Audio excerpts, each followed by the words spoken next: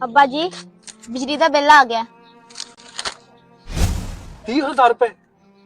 वो पुत्र मैं अपनी तनख्वाह नाल बड़ी मुश्किल नाल ते घर दा खर्चा चलाना वा। वो 30,000 रुपए बिल मैं किस तरह जमा करवावांगा?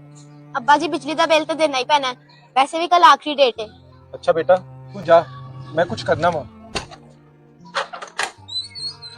अरे रजाक भाई आप।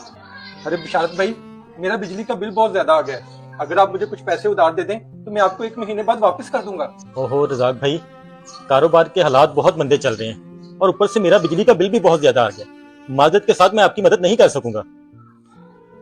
इतना ज्यादा बिल इस महंगाई के दौर च जिंदगी गुजारना मुश्किल हो गया। इस नाल चंगा मैं खुदकुशी कर लवां। अब्बा जी ये की कर रहे हो? बेटा बिजली का बिल जमा कराने वास्ते मेरे को पैसे नहीं, मैं खुदकुशी ना करा तो होर की करा। पर अब्बा जी खुदकुशी करना इस मसले का हल नहीं। पर बेटा मेरे जे हजारा गरीब इस महंगाई के दौर दे विच बिजली का बिल किस तरह अदा करन? अब्बा जी आप बिल्कुल ठीक कह रहे हैं।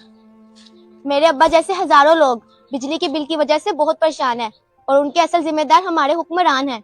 और हाँ, इसमें अवाम का भी कसूर है जो अपने हक के लिए बाहर नहीं निकलती। ऐसी अवाम के लिए वो हदीस तो याद है ना, जैसे अवाम वैसे हुक्मरान। हमारा मैसेज अच्छा लगा हो तो शेयर लाजमी कीजिएगा।